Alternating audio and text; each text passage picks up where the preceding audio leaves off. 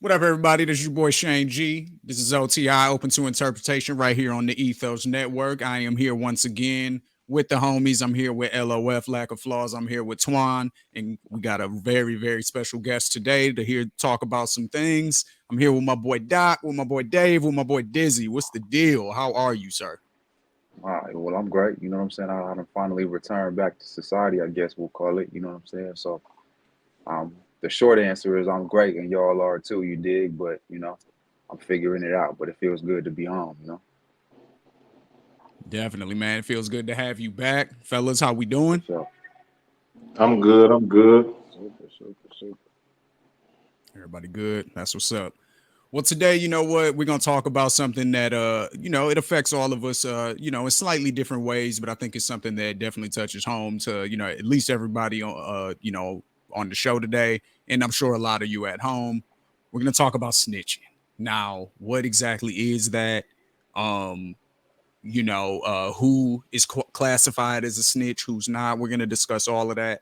Um, the reason why we want to discuss that is just because of a clip that's been circulating, and we're going to go ahead and play that clip for you now, and we'll get into the discussion. So let's go. Technically, California still has the death penalty, even though they haven't executed anyone since 2003, I think. But if they bring the death penalty back and he gets a lethal injection or I'm not in it about giving that man no time. It ain't about the time. I'm only in it here to clear bro name. That bro never called him a snitch. There's no excuse for it. I'm still need to know why. That's it. Other than that, I have no information. I wouldn't have got on the stand. I wouldn't have said nothing. No, I had to get on the stand for the world to hear that bro never called him a snitch. So if we trying to find, if the $1 million question is why did this dude do what he did?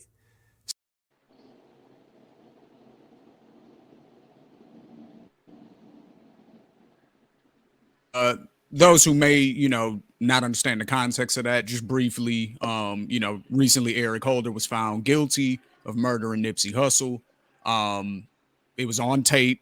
Everybody kind of saw it. Everybody knew what it was. What the gentleman on the video, his name's Cowboy, what he was talking about was he took the stand basically to clarify that there was not a conversation that escalated to that, in his opinion, because that was sort of the narrative that was going on, was basically that Nipsey Hussle called this guy a snitch, the guy got angry and shot him. So his whole reason for taking the stand was to clarify that that conversation was not what happened. So that's the basis of all of this. Now, some people are saying certain things about him, some people are saying other things. We're not really going to focus on the particulars of their situation. But what we do want to do is, broaden the conversation out a little bit. And, I just want to get you guys' opinions on this. So, Flaw, let me ask you first, man. And then we'll open up the convo. What is your definition of snitching today in 2022?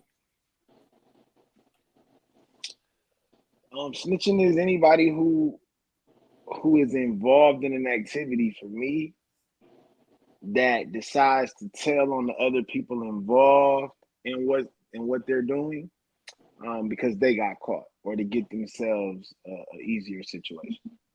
That's where everything kind of falls into snitching for me today. Okay. Twan, same question. What is your definition of snitching? Is it any different than Flaws? Do you want to Mine, add anything to that? Yeah. mine Today, is slightly, specifically mine today. is, mine is slightly different. What Flaw described, I would consider more ratting. You're a rat, meaning like you told on some people that you were involved in a crime with.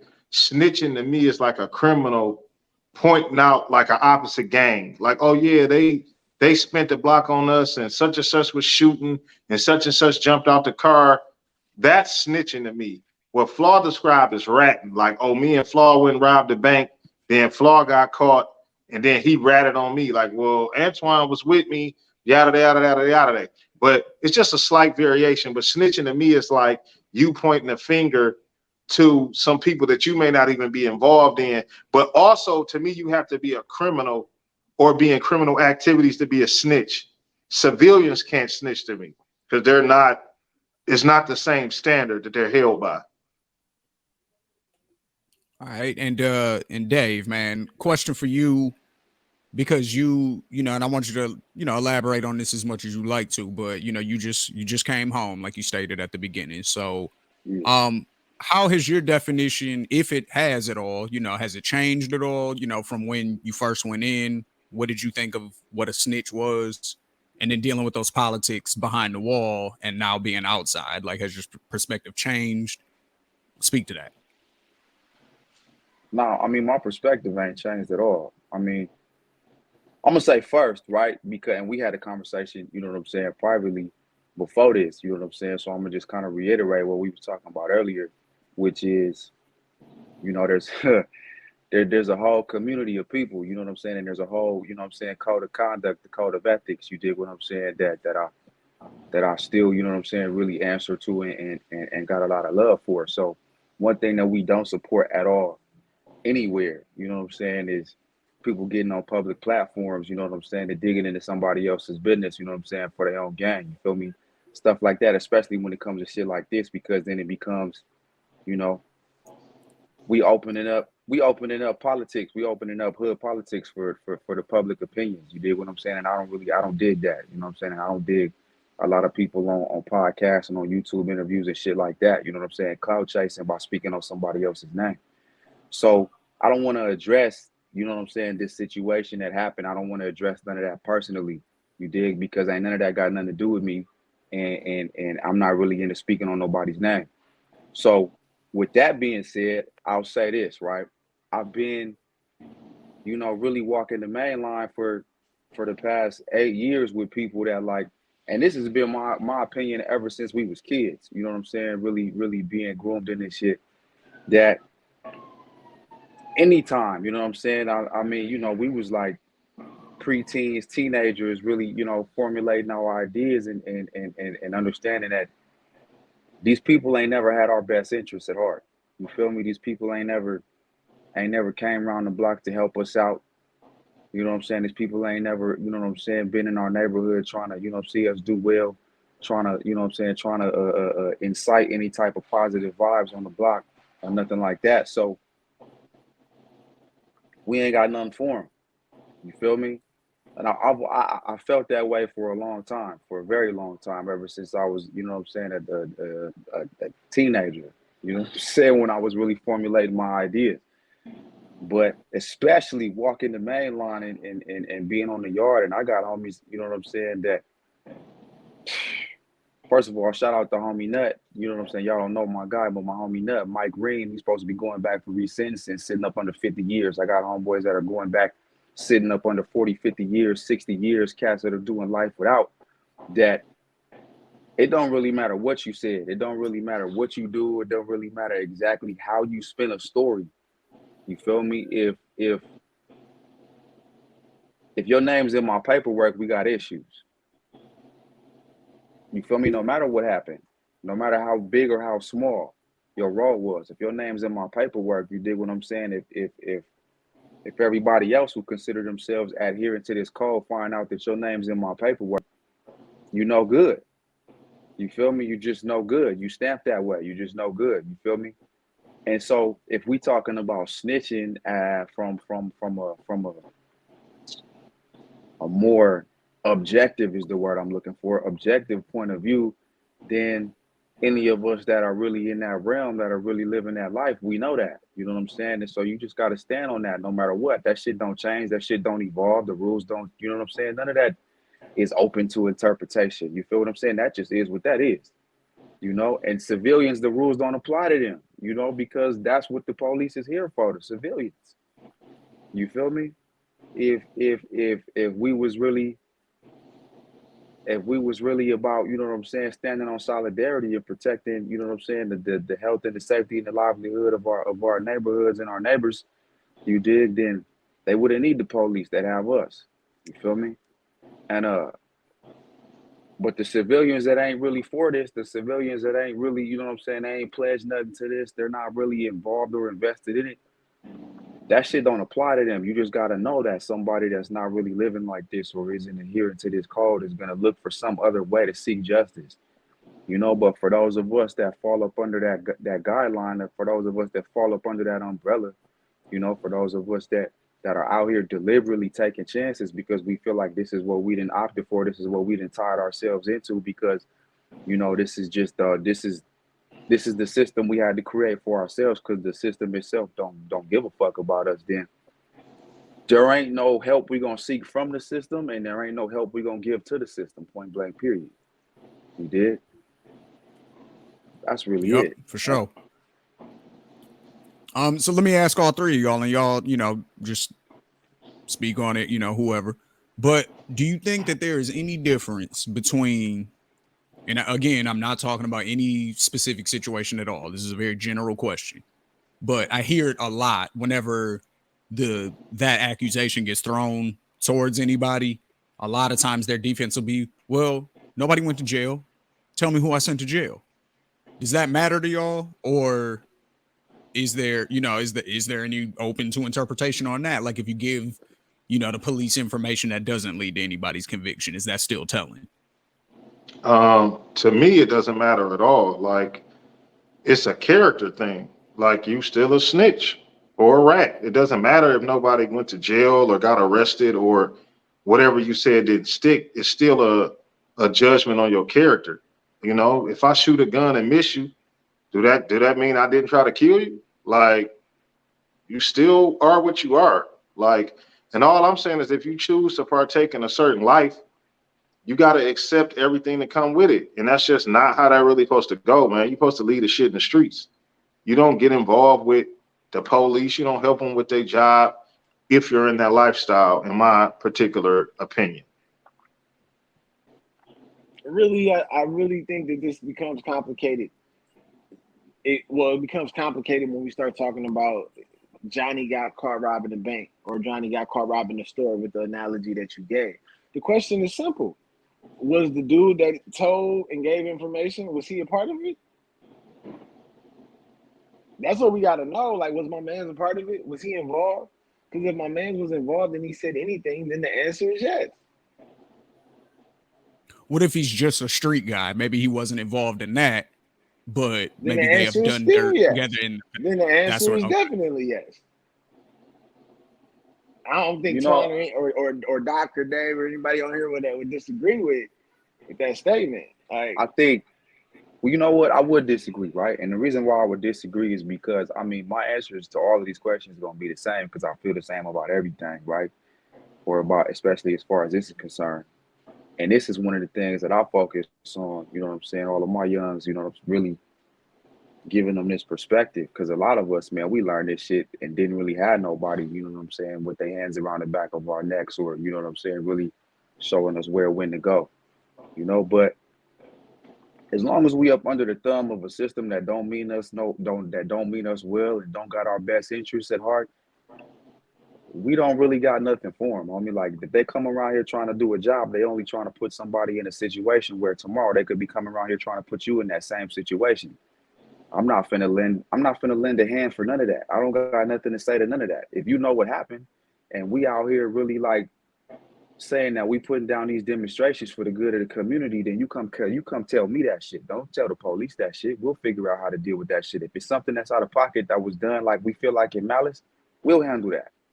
The police ain't got shit to do with what we got going on over here. You know what I'm saying? Point blank, period. Now, over my time, I've really learned and grown and studied, and have evolved in the direction of a very, revolutionary mind. So I understand that where we were supposed to be going, the direction we were supposed to be going in like the 50s and the 60s and where we should be today, you dig, from, all the way from, the civil rights movement to the Black liberation struggle, the Black liberation movement, whether it be Martin and them guys or, Malcolm or Huey and Bobby Seale and the Panthers. You dig what I'm saying? And even after that, the point was we were supposed to create a system in and of ourselves where the government couldn't be predatory in dealing with our community, and we were supposed to police our own community. You dig? Now, if we was in that situation, then maybe I could say that this situation should be open to interpretation, because then these are people elected for the people, by the people, that have the people's best interests at heart. At this point, we're not in that situation. So I ain't got nothing for them. And anybody next to me shouldn't have nothing for them either. Point blank, period. No, that's definitely real. And you know, it's interesting too because we spoke about civilians, right? And I want to get everybody's opinion on this because we spoke about civilians who, you know, that those rules don't necessarily apply to them because they didn't jump off the porch necessarily, or they didn't, you know what I mean, like choose to be a part of anything. Um, but I feel like there's still a certain expectation of people who come from certain environments that it's like even if you don't participate, you still don't talk. How do y'all feel about those people? Like, are those like true civilians, I guess, because they're around it enough to kind of know what's going on, even if they don't Yeah. participate? Like, how do y'all feel about, you know what I mean, people like that? Because for me, it's situational. You know what I mean? Like, it really depends on the actual individual. Like, I'm not gonna like if you're a straight up nerd and you just happen to grow up in the projects, I'm not holding that to you. But if you was outside at all doing anything and like maybe you just not all the way like that, I'm still gonna think that you know better. Like, so you know what I'm saying? Like, what? How do y'all feel about that? Yeah, but even if you was a straight up nerd, you know what I'm saying, if you grew up around it, then you understand what's expected. And the reason you understand what's expected is because you in that environment where like it might not be expected of you personally because you didn't take no type of oath or pledge no allegiance, but still you're in an environment where it doesn't really matter. All they care about when them people come around here, all they care about is you live over here. All they care about is you look like them. You feel what I'm saying? So I feel like it's expected that way anyway. Now, when I say I used the word civilian earlier, when I say civilian, I mean like if you out on some type of main strip or like let's say you break up in a shop, you know what I'm saying? You didn't did some weird shit at Macy's. You feel what I'm talking about? Or some hot shit at Macy's. And the goddamn the woman who's like, working in the makeup section, you feel what I'm talking about? Or some old lady just happened to be shopping, tells the police, yeah, some crazy shit happened, and I think I know who did it. You just gotta expect that that's the way the majority of mainstream society is wired. So that's what's gonna happen. That shit don't apply to them. You feel me? But if I can come out my front door and see you up or down the street or around the corner, you know what this is. Leave that shit be.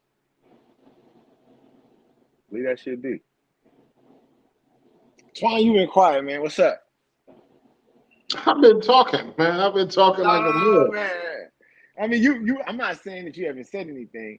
I'm saying that you've been quiet. You've been very concise. Yeah, Is this I mean, just 'cause is this just a this is matter of fact um, issue? This is just a flat issue over there. yeah, this is not.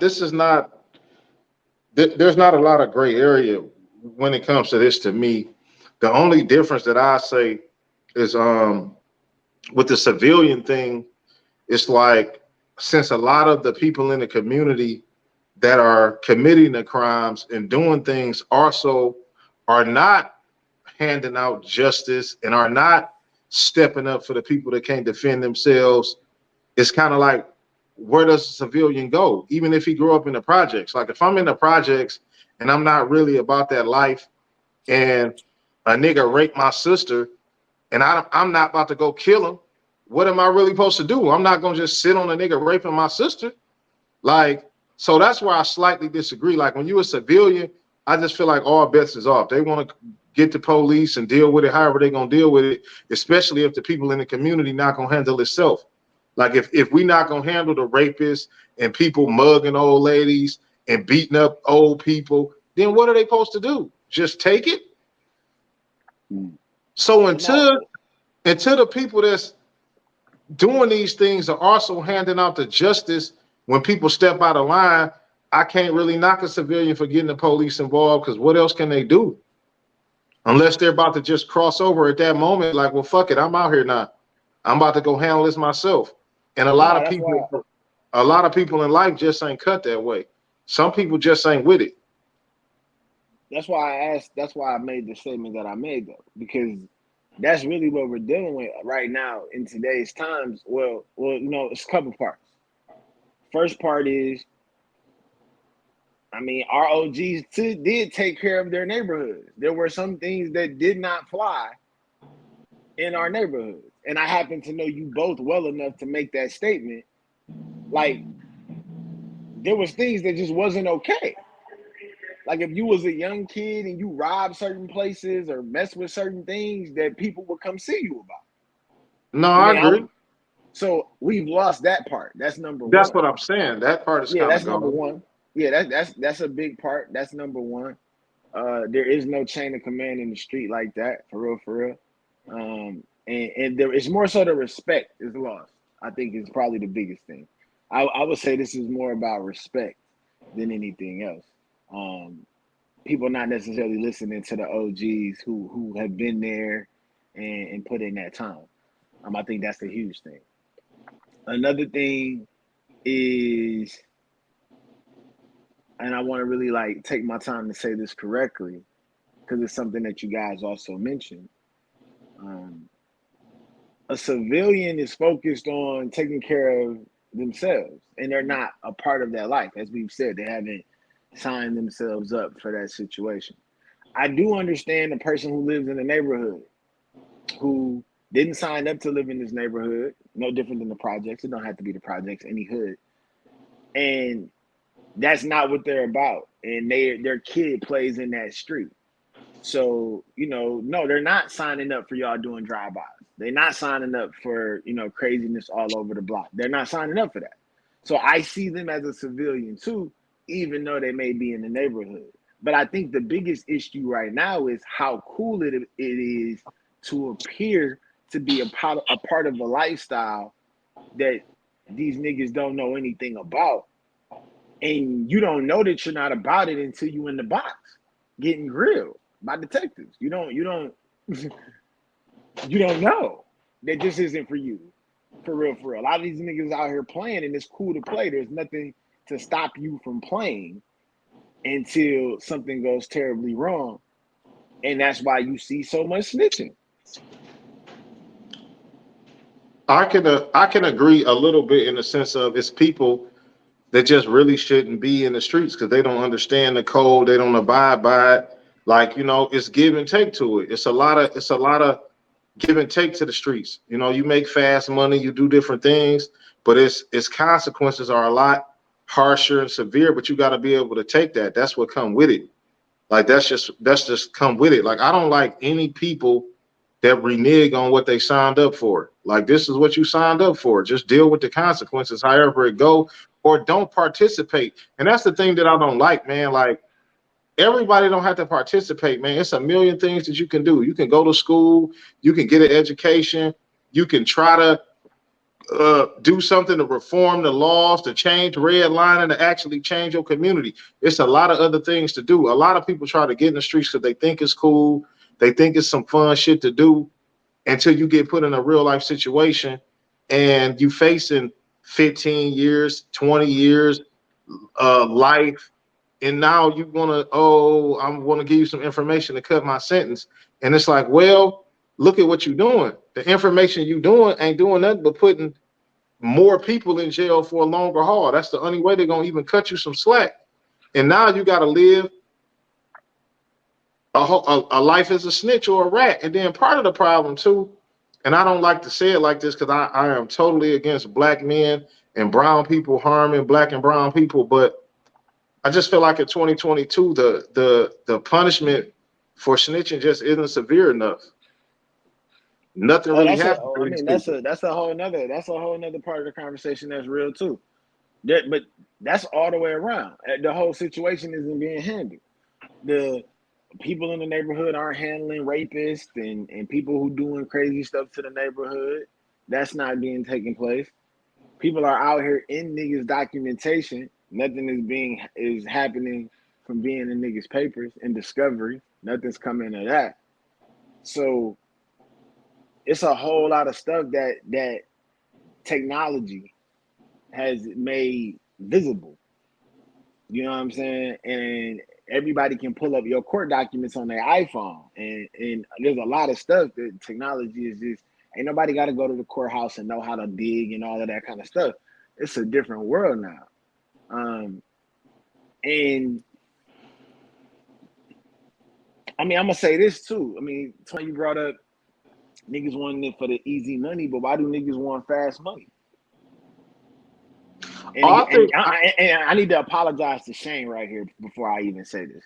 I need to apologize to Shane because I'm about to send your entire program to the left.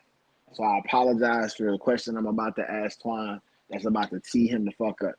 So, Twan, my question is, niggas want money because they want to impress girls. Niggas become dope dealers because they want the money and the shit because it's all, doesn't it boil down to pussy? I think a lot of it equates to the things that they think they can attain with the money. I agree with that. But I also think a lot of it, and I think a lot of the people that get in the streets are, okay, let me rephrase it this way. I think a Let's lot talk of street, 2022 streets. We're no, I'm talking about to tell you. 2022 I think a lot of street niggas, if the Black Panthers and certain organizations were still relevant, I feel like a lot of street niggas would have went that route because a lot of street niggas are just anti-establishment. They don't really fuck with the way America's set up. They know it's crooked. They know it's not in their favor. So they'd be like, man, fuck it. I don't even want to be a part of that. I'm going to figure it out on my own. I just feel like there's not enough organizations for them to do positive things. Like, unfortunately, a lot of the organizations, whether it's gangs or whatever it is, are kind of, you know, slightly headed more on the criminal activity side. So I don't think everybody that get into the fast money thing is just thinking about bitches. I think it's a big part of it for sure. But I think it's some people that's just not with the establishment. Like they just have enough cognitive awareness to be like, man, I'm not about to go work at McDonald's for $8 an hour and gas is $6 a gallon. Like some shit just don't add up. It just don't make sense. And I think that'd be like, well, damn, fuck it. I could do this and go bust a play and make $900 in 10 minutes. Like some shit is just the math of it all. Like what makes more sense? And then once you get into that lifestyle and you have a freedom of not necessarily having anybody to tell you when to wake up, when to go to work, you can't go this, you can't get off, you can't do this. It's almost like being a CEO or your own independent company. But I just feel like if those people with that mind state had other things to do, they might shift it another way. You know what I mean? But I don't know. I mean, I could be wrong, but is it like a Black Panthers organization in 2022? I ain't seen one in Detroit, but it might be. It's just the nation. I mean, it's a lot of little smaller things. There isn't, man, I don't even really want to have this conversation, but I'll say this. I do personally believe that the Nation of Islam, and between that and the Black Panthers, when I probably am going to lean toward the Nation of Islam, it was the closest thing we've ever had to a black police state. No, for sure. I say that because the mosque was literally like a precinct. It was the equivalent of a precinct. No, and I totally get it. It was in enough hoods to have really had that level of impact.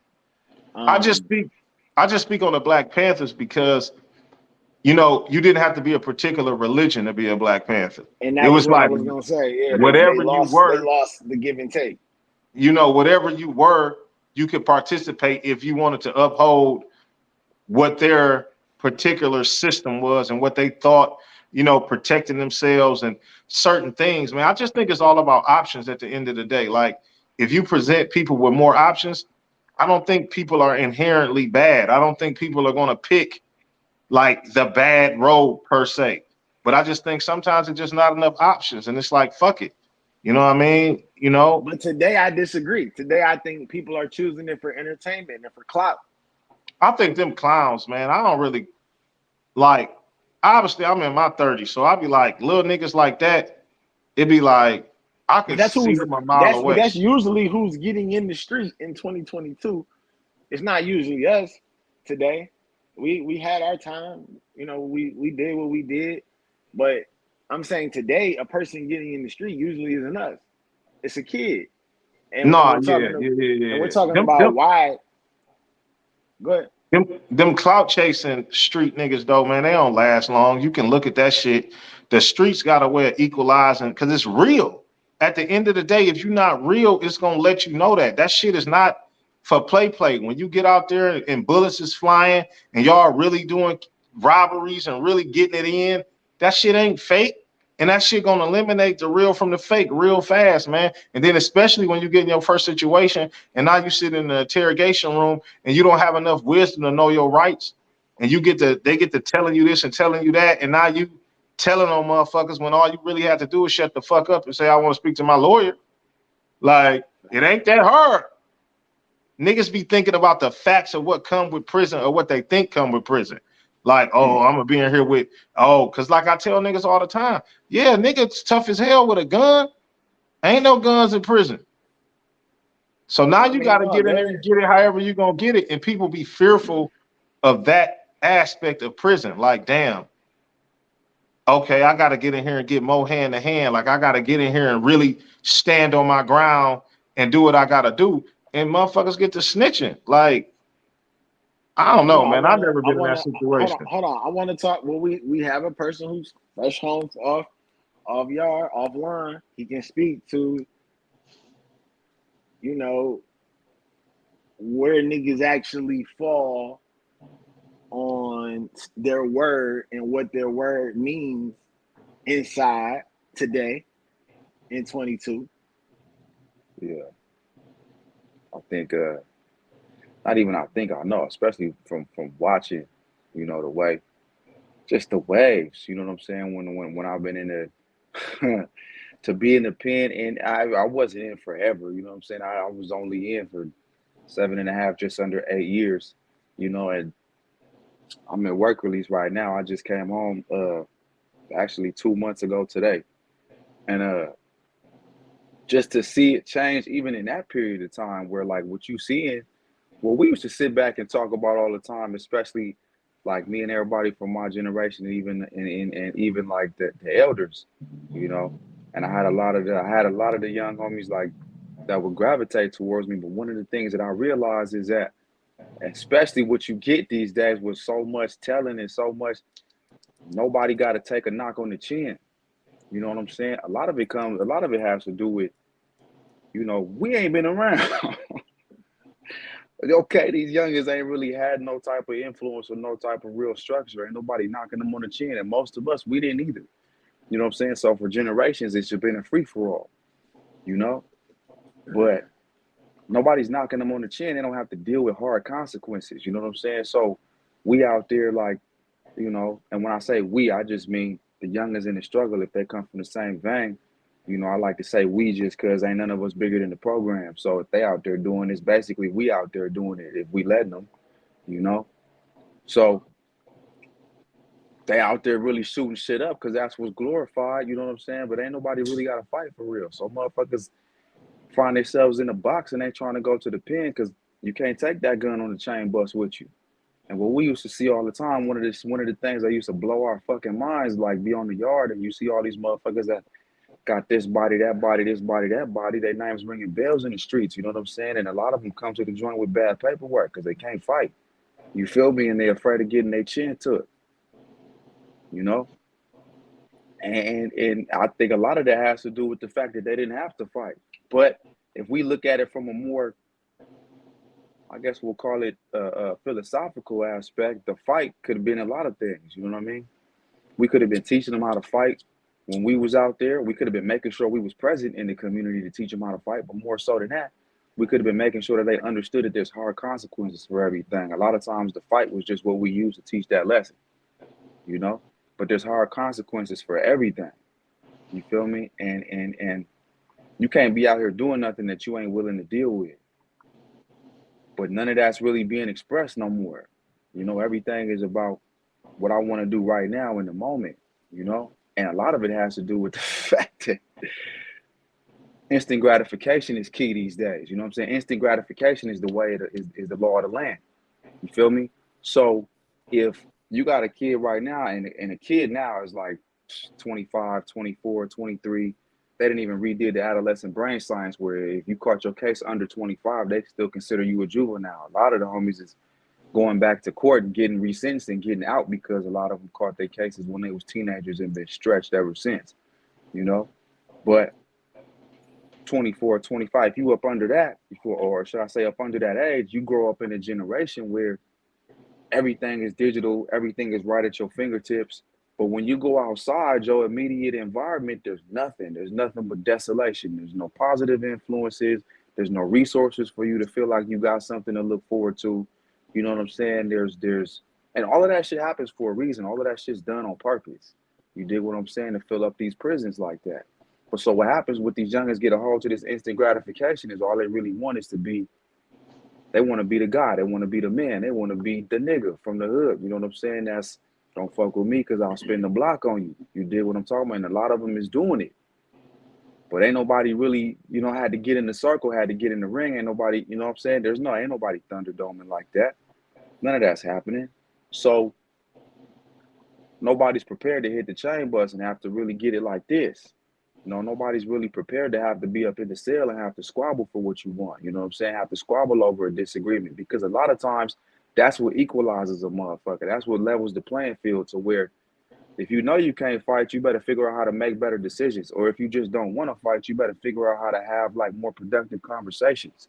And as men, that we can sit down and really talk about things and come to a manly and respectful understanding without having to tear each other down.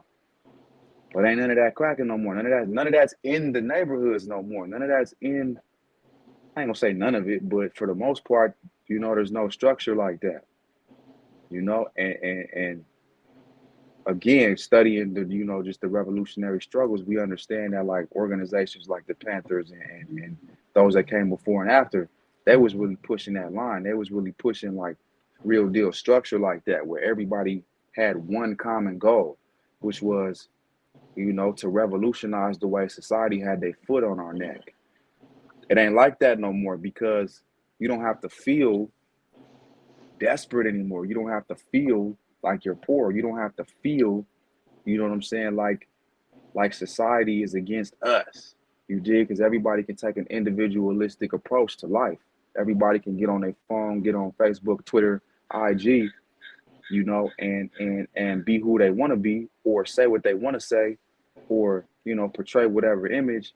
And a lot of people is actually making a living like that. A lot of people is able just to satisfy themselves, even if it's for a moment in time, just to make themselves feel good. So nobody believes in a common goal. Nobody believes in a common oppression. So nobody believes in a common enemy, which means nobody believes in rank and file, because ain't nobody looking at the man to the left and they right, or the woman to their left or they right, as a comrade, you know what I'm saying, as a fellow soldier in the struggle.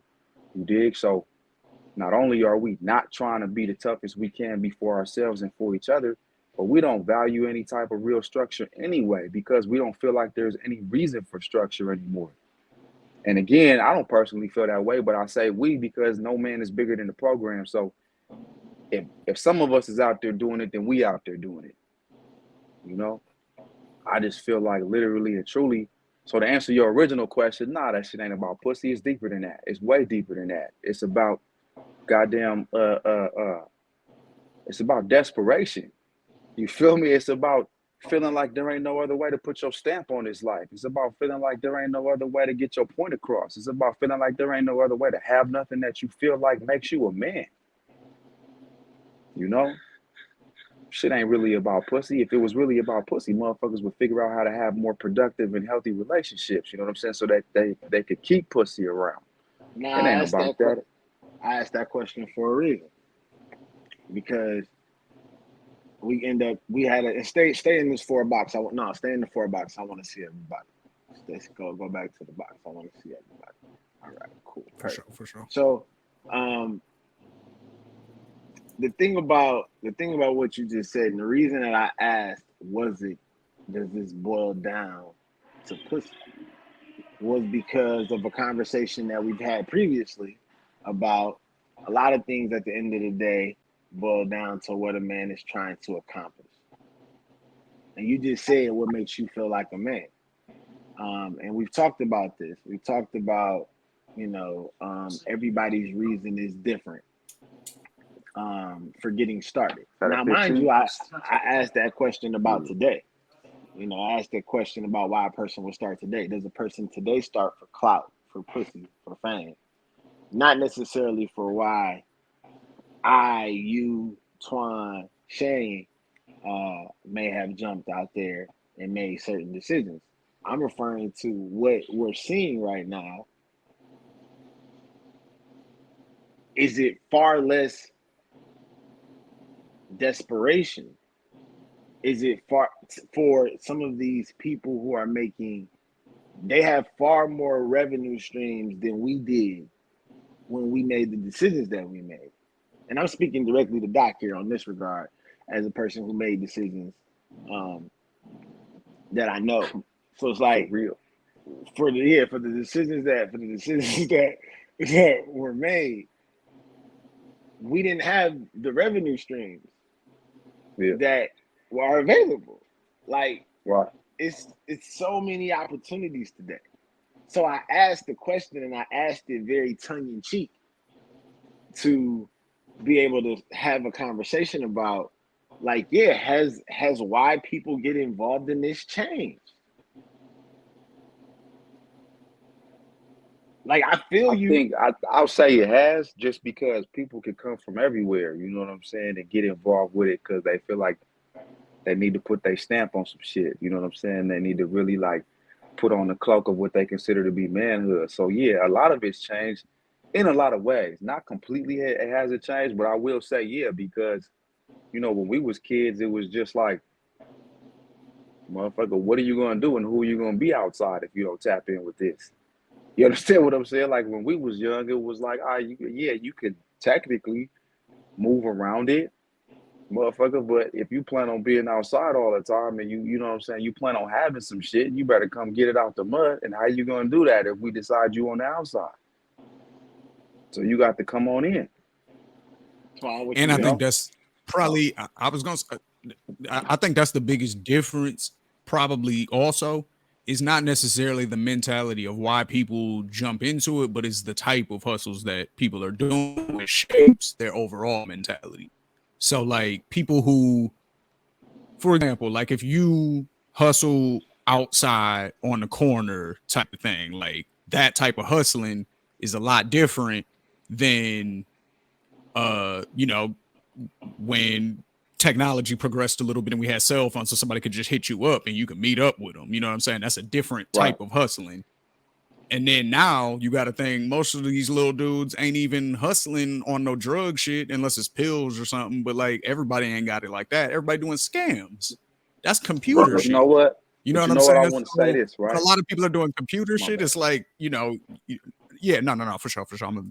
But No, I don't want to cut you off. that's what I think though. Like it's just a different type of hustle. You know what I'm saying? Like the fact that you're doing your whole hustle on a computer and you got to know how to operate the dark web and log into this bank using this Wi-Fi so you don't get traced and all of this type of shit like that. You have to be a really like, not to say that like hustlers on the block weren't intelligent, but you had to utilize that intelligence in a different way.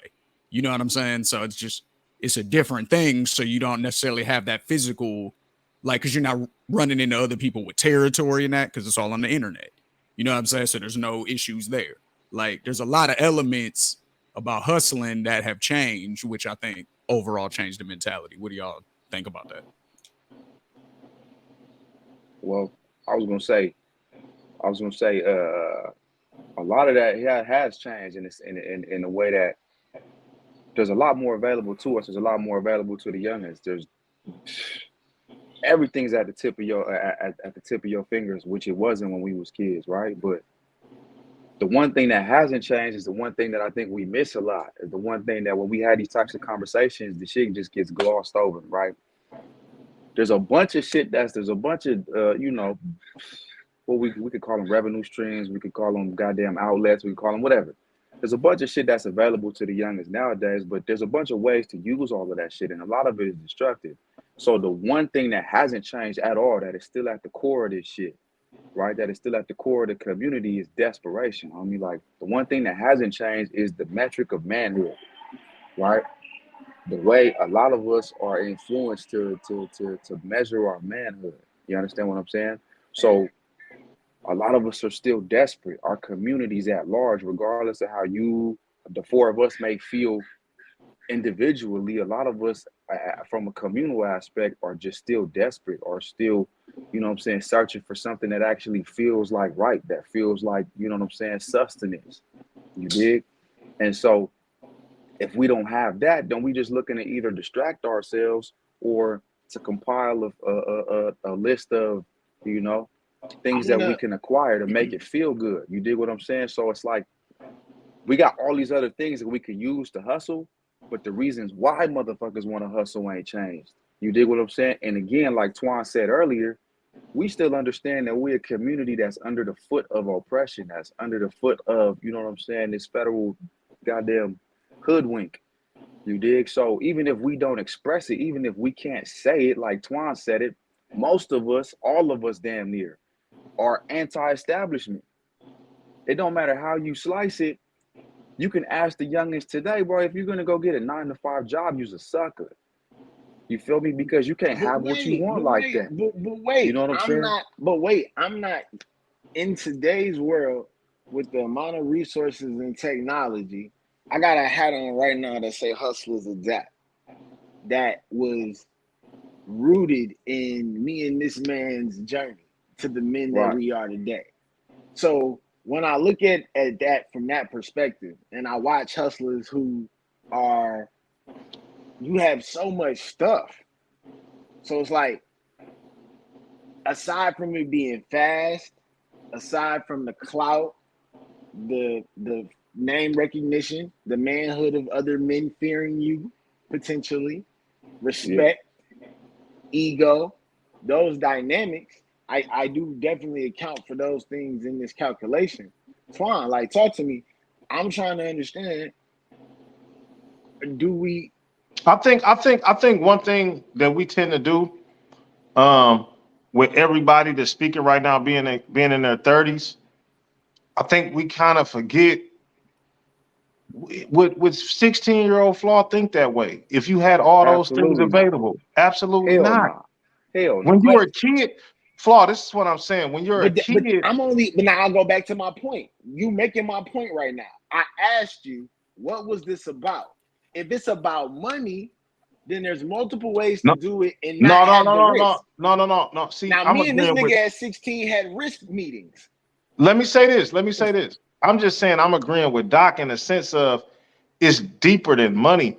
It's a Right. desperation thing. It's a sense of belonging. Like you want to feel like you're a part of something. And that's what I was trying to allude to earlier. Like, okay, it's kind of like this. It's kind of like, Is the hustle synonymous with being black?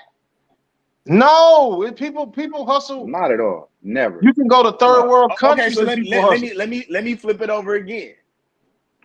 Let me just say this. Let me get this one thing Is off. it okay to be a black man that doesn't have that or struggle a part of your story? Because otherwise, I Yeah, don't understand what you're saying. If you're not an yes, athlete, that's okay. But the truth of the matter is the majority of people aren't going to be born 6'8" and talented. The majority of Right. people are going to be average people. But the point that I'm making is this: the simplest way I could put it. It's like having two doors, A and B.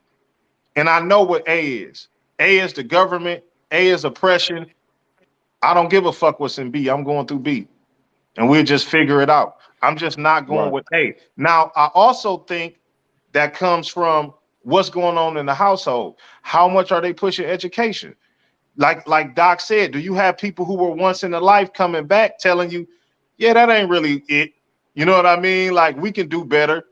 Like, care about your fellow black man. I think it all starts there too, man. It's like, I'm gonna be honest, a lot of us at our core, when we jump off the porch, we really don't care about ourselves. We don't value ourselves. So we're not gonna value another black man or another brown man because I don't even value my life. So it's like, what the fuck am I gonna do besides try to get some money? And then this be the problem as well. but It's I like, can't say I didn't value my life. I'm gonna say this. You I can just say thought I that. was untouchable. No, I See, was one of the see, niggas who thought I see. was untouchable, but I did not value it. I can I never say never. Yeah, I I think didn't that value my life. I think that's I can the never say that's I what I didn't want to value say. my Like I life. think it's a I young just believed I it think it's wasn't a gonna be younger me. mentality. No, hell no. See, and Exactly. Exactly. When you're maybe young,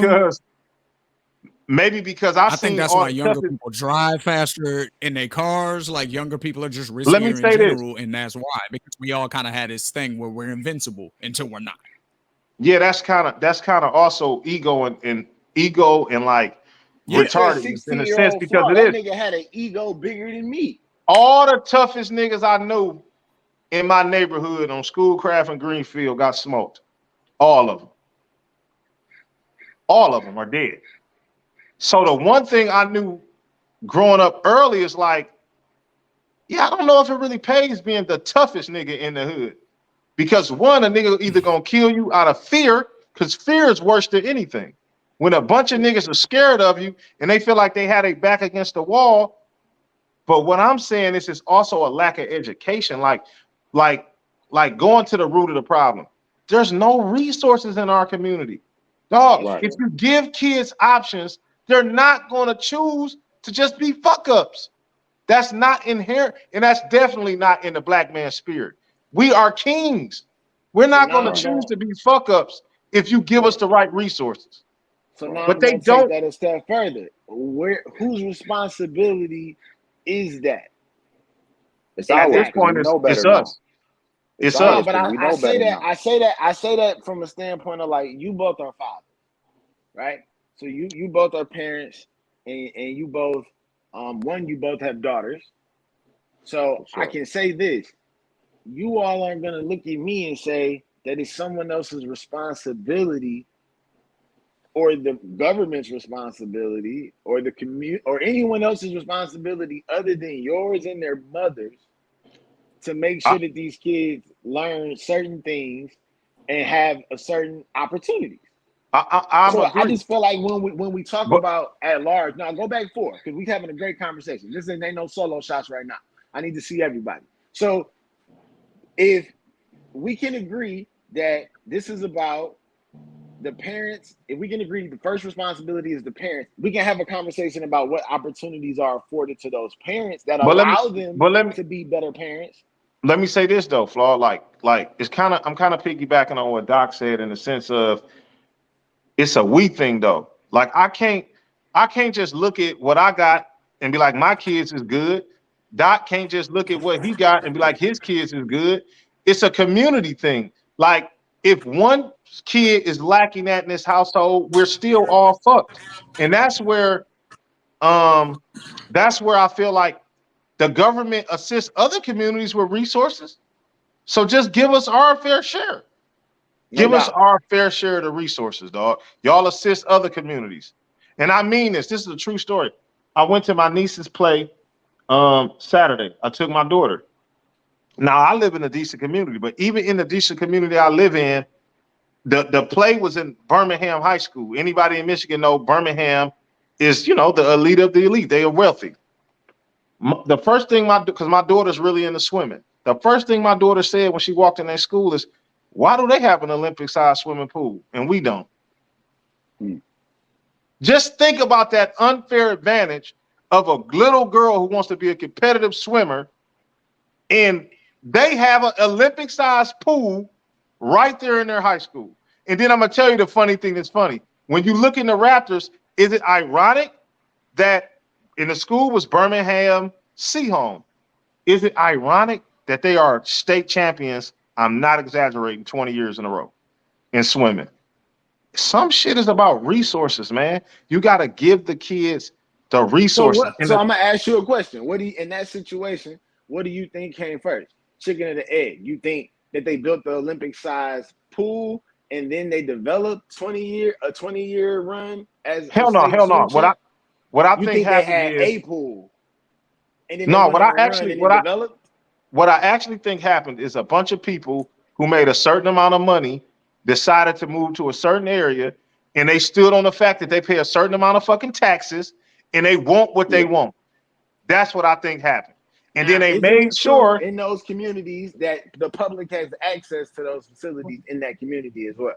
So that's the point that I'm making. Like it becomes a thing of a lot of times in our communities, we don't think very highly of ourselves, so we don't even expect nothing. Like we don't even expect our high schools to have a pool or we okay with high schools not having this or the fucking air condition don't work in certain schools and the heat don't work and all this ridiculous shit. And it's like, bro, I don't care how desolate the community is, it's still some people in that community that pay taxes. And at the end of the day, I don't even want to get off topic. I don't even want to get on the fact that America itself knows that it set black people back so far in the race, they have to give us help to help us gain ahead. But I don't even want to get on that. It don't even fucking matter, because the thing that I keep telling black people, they not gonna do it. We got to do it ourselves. That's why when I look at rich people, that's why I'm not taking it another way, but that's why I fuck with LeBron James, and he's the GOAT, and Michael Jordan ain't. Because LeBron James understands it's bigger than me shooting a basketball. Now, why he got to slide that in there, though? Why he got to slide that Like, in there? it's certain things that if you, with great, what they say, something I forget the saying, but the point I'm making is like, our rich, we have to galvanize with each other. And it's like, look, nigga, I ain't tripping. This is the one difference to me that I don't like about the new age scammers and thugs or whatever. Bro, if you in a community and you don't want us to snitch on you, you don't want us to tell on you, nigga, chip in. Where's the barbecues? Where's the school giveaways? Where's paying for old ladies to get their snow? That's why Where's niggas all didn't that get shit told on. That's a part of why niggas didn't get told on. That's a fact. That's a fact. Like, the old lady ain't gonna care if you up cranking. If every time it snow, her shit magically gets shoveled. The little niggas helping her with her groceries. Yeah, come on, it's a community thing. That's cool until bullets start flying through windows. But that's also, this is what I'm saying. I'm just saying. No, you're right. But when niggas wasn't doing drive, we wasn't. Okay, let me slow down. Let me back up. And I know this nigga, and I know you. We don't. It's not. We not. That's drive-bys is like that's off limits. No, you right, Flaw. Absolutely, it's certain shit you shouldn't do, and it kind of like Doc said. It's just like when the police start arresting the men that were going to be the leaders in the community, then you had a blind leading the blind. There's no laws, there's no morals, there's no principle. It's a free fall. So they don't give a fuck. Then I'm gonna be honest, like, you got a lot of these street niggas who brains ain't even developed jumping into music, and then they preaching a whole crazy message of like, and it's shooting up people, mama houses, and weird shit. And it's getting pushed out mad. See, the thing is though, like that, all of that shit ties in. Bam, I'm glad you said that, because all that shit ties into everything we talking about right now, because these people do studies on this shit. You understand what I'm talking about? I mean, the shit is insidious. These people do studies on this shit. I mean, even these cell phones and devices we talking on right now, these companies actually do studies to figure out what type of algorithms, what type of lights, colors, and sounds they can make happen at the same time that will get your brain addicted to it like dope. There's a book called Irresistible. There's a book called Irresistible. I read that when I was in the joint too. That's one of the dopest things I did, is commit myself to reading and studying when I was in the joint. And all of this shit is all interconnected like that. Like they want to get you hooked on all of these electronics, right? And then make everything that's mainstream popular available to you, and then control the narrative of what's mainstream popular. So that, like, really the only thing that's being pushed is, you know, I'll kill your mama, and I'll, you know, slap your sister, and I don't give a fuck because I'm crazy. You know what I'm saying? Absolutely. Like, that's what's being pushed. And the reason why this shit is infiltrating so easily is because we don't really have no iron curtain developed. You know what I'm saying? And by iron curtain, I mean the strength of the men in the community, the strength of polarity, solidarity in the community, to where we can grab these kids by the collar and be like, man, that shit ain't what's happening. That's not. And that's 100% true. And I'm gonna take a step. I'm gonna take it a step further too before I gotta go grab my daughter. But it's also too, as black men, we gotta stop letting other people control our culture. And now I'm taking that as far as music. Like if black men control black music, it would be a balance. You would have, for every gangster rapper, you might have a conscious rapper that's popular. So you give kids the option. But when you got somebody else controlling your shit and your culture, and then they in tune with the federal penitentiary system, and they profiting off of prison, of course I'm gonna do away with that part of it. Like, why would I want black kids to think they could be anything other than a gang member or a shooter or a criminal? Like, that just goes into feeding their system. And that's one of the biggest things that I would like to see progress, you know, with the rest of the years I have on earth, is like, as black people, take back control of your culture. Like, it bothers the fuck out of me that a talented black kid from Detroit got to go sit with a 70-year-old Jew telling him what's cool. Like, Yeah, how do you I'm with know? that. Well, I You're mean, not even shit, from these streets. yeah, yeah. But I mean, it's this. That's the brainwash, you know. And I'm gonna tell you this too. The reason why the way all of this shit fits into even that too is again what's mainstream popular is being controlled by the narrative of the establishment. One, but also the narrative of the establishment is controlling what's available to you at the bottom. And here's another thing I studied. There's another book that I read that was dope too. Well, The Color of Money and The Color of Law. Both of those books are hella, you know what I'm saying, amazing. But one of the things I read in The Color of Money, shit, and in The Color of Law, right? When you look at all this shit from an economic perspective, you see that especially in a city where we come from, like Detroit, where the property values in the neighborhoods are piss poor. So the majority of the kids in these neighborhoods are going to public schools. The public schools are funded by percentages of property taxes that are gleaned from the areas. Now, the property taxes in the areas are piss poor simply because there's absolutely no business or commerce happening in these neighborhoods, right? So the commercial properties, right, which is the storefronts all up and down these neighborhoods, which we know, especially from where I'm from, everything between 7 and 6 mile from the South Field to the Lodge, you know what I'm saying, or to the South Field to Schaefer, you feel me, is like just it's either in and out every few years or something different, or the shit is kicked in, boarded up, or just sits vacant forever. You feel Well, me? Twine, they over there doing reno right now, right? You feel Yeah. me? Yeah, they doing. And so It's the number one area of just so you know, D. Since you've been home, that's the number one area of But change right now. but to speak on what Doc's saying, yeah, they doing rent on now because guess what I'm seeing through all the communities? White people. They're moving in. So now it's this like, is what we call gentrification. You dig Engagement. what I'm saying? Bang. So that's not even if we allow that shit to be bought up and owned by people that ain't got no personal invested interest in that community, in a minute it ain't gonna be our community. It's gonna oh, be some shit definitely. you know what I'm saying? It's gonna be some shit we used to see. It's gonna be some place we used to live. Now everybody's in Oak Park or Southfield, and that's the hood now. And everybody's talking about how this used to be a good community back, like how motherfuckers talk about Compton. You feel me? Absolutely. I mean, it's already happened downtown. You can go downtown, you can go to certain areas and it's predominantly white, and the houses are 400, 500,000. Yeah. You can't move in there. Shit, they building high schools. They do. I mean, all I'm saying is like, man, like this is one of the biggest things I tell my two daughters, even my 5-year-old. It's like everything is just something, and it's on you depending on how you make it good or bad. So when my daughter be on when my daughter be on her phone, I always tell my daughter like, look, it's okay to be entertained, but it's also a wealth of knowledge at your fingertips on that phone. Make sure that you Right. do both.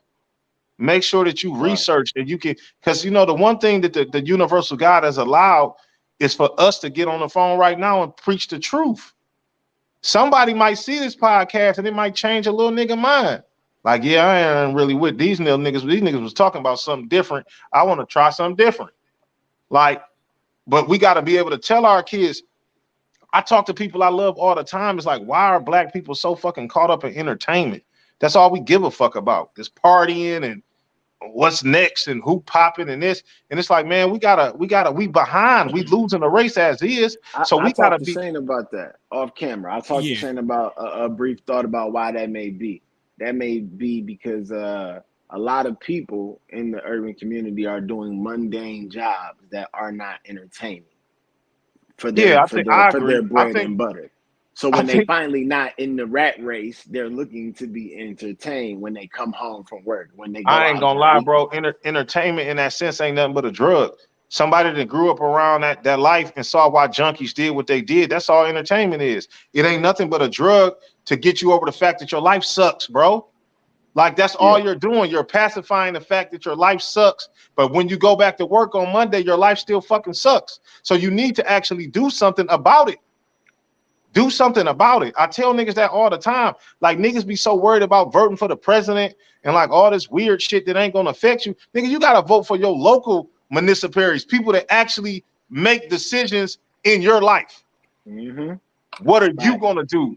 The president and this shit way above your pay grade. Like, nigga, if you don't worry about if the council lady gonna actually get Come to books the for your meeting. kids this year? Is the heat gonna work in your kids' school? Like, Yeah. it's just certain shit we gotta reprogram our mind to one, stop being such consumers, man. Like, how the fuck is we the least wealthiest, but we spend the most money? It's just a lot of shit that we gotta change. And I understand it's not simple, because one thing I will say, like Doc was alluding to, is like, man, this shit is a system that the people against us have been putting in play for 400 years.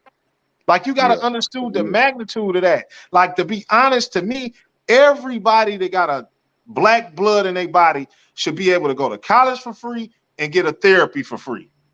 That should be two of the easiest things that every black person should have. Now my only Americans question, should elude that. my only question is this thing. Agree. What are we doing? Where's the actionable item for, like, there's four capable black men on the phone right now who agree with what Twan just said as an example.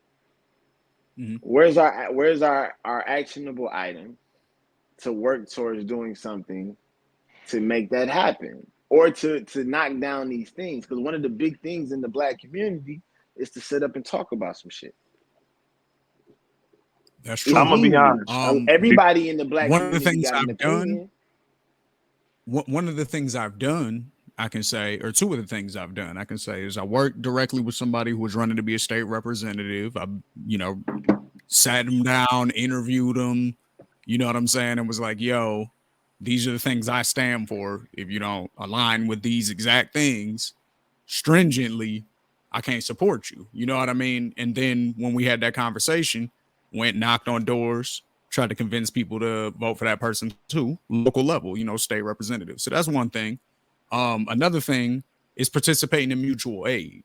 Mutual aid is, for anybody who doesn't know, it's basically like an independent financial network amongst people who, may need resources for certain things and they may not have access to them, but they participate in this network of mutual, people who are all going to benefit, and you donate accordingly. So things like that, I think, are the way that, we're going to have to think about this. You know what I mean? Use the technology that we have to our benefit. We have 4 capable minds, just like you said right here. So we could create a network, something similar to that. You know what I mean? Where, I'm not even saying that we have to, but I'm just saying that's an idea. I just want to say this. I just want to say this. Yeah, I just want to say this before I grab my daughter. I think what Shane's saying is absolutely true, but I think it's even simpler, meaning like, I think the start is even simpler, meaning like everything that ever started with change in the world, in the history of the world, started with conversation.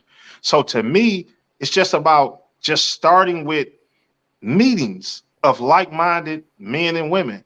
Like, eventually some action is going to come out of that. If you have enough meetings, there are going to be some people that are resourceful. They're going to start galvanizing. They're going to start planning. That's the innate part of humanity. That's why I think if you look at the world today, they want everybody to be an individual ethos, because they understand that communication and community it's going to happen. Somebody going to be like, hell yeah, why the fuck ain't we getting this? What can we change about it? But if I can keep everybody separated and divided, which is so easy now with these phones, everybody can live in their own personal world. We can just keep people only caring about their shit. But I think it's about starting communities, man, like just having those conversations in those communities. Because guess what? Even if us in our 30s are trained to be more talkers, if I got a daughter and Doc got a daughter and Shane got a son and you got a son, and they 7 and they come into this shit since 7, by the time they 15, they ain't gonna be wanting to talk. They're gonna be like, fuck that. Like, they're gonna be doers. And that's what I'm saying. Like, you gotta pass that shit on. Like, you gotta pass that shit on to the youth. You know what I mean? It's a certain point that as an adult, you are what you are, and you can do the best that you can. But we gotta start imputing that information to the youth if we really want change. Like, think about this. Think about that.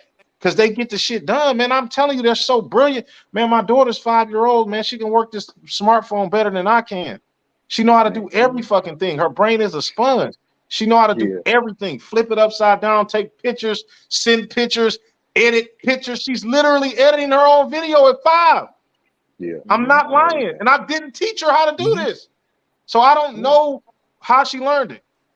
So what I'm saying is it's about us realizing where we failed at or where we're failing at or where we need to be better at. Let me make it more positive, where we need to improve, and then passing that on to the next generation so that they can take the mantle. See, our generation might not be the one to change it. It might be our kids. But goddamn, if we don't never light the torch, then Yeah, I what? think. Well, I mean, I think there's a lot of parents that are a lot of young people, black people in particular, that become parents at a young age before they had the opportunity to live out their dream or give it a fair Yep. shake. But I also tell you one thing I don't like. I see a lot of new parents in the black community being individuals, and we're losing our sense of community. Like we're losing our sense of brotherhood and sisterhood. Like we're literally only worrying about our individual family. Like as long as we're good, fuck everybody else, and that's never going to work because it's like you only as good as your weakest link. Like everybody to the bottom has to have a certain level of strength to be able to make changes at a massive level. You know what I mean? It's like this. It's like this. I was having a conversation with one of my older aunties. She's 70 something. So she comes from a completely different generation. And we were talking about voting and different things. And she's pro-Democrat. Like she's just pro-Democrat. Whatever. Cool. Right. But the thing that I told her, I said, well, you know what's really the truth? If black people really wanted to make a change, we would galvanize and tell Democrat, Republican, whoever, we're not voting, period, until we find out what you're going to do for us. Because let's be honest, Joe Biden won the election because of the black vote. Imagine if the black vote told Joe, we're not voting for you until we know what you're going to do for us. He would have known he was going to lose. Like we don't even be understanding our leverage and our power. And that's all I'm gonna say on that. I gotta go grab my little daughter right now, man. I hope y'all brothers have a good night. And I'm about to sign out. Yeah, continue to be great, Cam. Go on. Absolutely. Well, Flawed Doc, any last thoughts, man, before we get out of here? No, man, I'm just happy. I'm just I'ma happy say- that I've got my minutes on the show. I'm good. I'm just happy. I'm good. I'm gonna say we gotta value reading, homie. We gotta value, and not just reading books, because a lot of people don't like to do that. I still like to do that. I can't. That shit makes my head hurt trying to read shit on fucking the cell phone. I don't know, maybe I'm a dinosaur, whatever. But reading, you know what I'm saying? Taking in information. 2 books that I think everybody should have in a library, and not just have on the shelf so it looks good behind you in the podcast, but like really read the shit. The Color of Money by Marissa Baradaran, right? And The Color of Law. I can't remember the author's name, but it's The Color of Law. The Color of Law is about like the legislative push to actually segregate America and the origins of redlining and gentrification. You know what I'm saying? How it actually and to be honest, hey, the D is all up and through that book because the D was like the prototype, whether y'all know it or not. The D was like the D was the prototype for redline and gentrification and all of that shit, and then it spread. You feel me? And yeah, really, those 2 books, if we want to understand this shit from an economic aspect, because then you'll be able to understand why everything else in life happens. You even get to understand why generationally we're poor. You know what I'm saying? Because we didn't have no businesses, and the reason we didn't have no businesses is not because we didn't have no business Ideas. sense. Yeah, It exactly. was because one, we didn't have no money, and even when we did have money, that shit was burned out of us. You know what I'm saying? A lot of people now have public knowledge of the Black Wall Street district. You know what I'm saying? In Tulsa, Oklahoma. You know, a lot of people now have public knowledge of that, but what a lot of people don't know is there was Black Wall Streets all over America. There was black banks all over America. There was wealthy black communities all over America, and they were wiped the fuck off the map. You dig? And then when it came to the 30s, 40s, and 50s, a lot of these organizations, a lot of these banks, and a lot of like the FHA, most people love the FHA. Can't wait to get a first-time home buyer's loan through the FHA. Not really knowing that originally, the FHA was an organization that was put together to keep banks from giving loans to colored people. And not just the colored people, but to keep banks from giving loans to people who was going to build developments that may consider letting colored people live in. You feel me? Like to where literally we're just not going to insure none of your loans if you're going to either sell houses to colored people or give loans to colored people, or if you're going to give loans to developers that are going to let colored people live on their properties. You feel me? So the reason why a lot of people ain't got no businesses is because a lot of these storefronts, black folks, there was literally hard line barriers to entry. It didn't matter how much money you had. Motherfucker, we're going to make sure you can't own none of this shit. Because we know what generational wealth does to a people, does for a people. And we don't want y'all to have none of it. You feel me? Not because home ownership not was a big part of that too. You know what I mean? right. Like the fact that we Home weren't ownership. allowed to own homes up until, you know, not that long ago. I want to say it was like Right. the 40s, 50s, maybe something like that. The 50s and You the know, 60s. that's when You black know, people and were they're first still allowed to own homes. So think about how many right. generations of home ownership that white people had, where they were passing down this generational wealth just from that too, owning property that we weren't even allowed to have until a few decades ago. Like my grandparents, my dad was born in the 60s. Or no, he was born in 58. My mom was born in the 60s. You know what I'm saying? So it's like that's not that long ago for us to just now be allowed to, you know. So yeah, it's definitely gonna take that time too, for sure. You know, but Yeah. I'm glad we had you on the show, man. Definitely, man. You definitely got to come back. You know, we definitely For gonna sure. chop it up about some other interesting topics, man. You know, like I said, For it wasn't sure. trying to put you in the hot seat earlier, but definitely appreciate your participation. It is what it is. Yeah, you know, for sure, for sure. But this is OTI, man, open to interpretation right here on the Ethos Network. We appreciate y'all. Make sure you click the link below. Go ahead, subscribe. Peace. What's the deal, man? It's your boy Shane G. I want to say thank you for watching OTI Open to Interpretation right here on the Ethos Network. Go ahead, click below, like, share, subscribe. Appreciate it. Peace.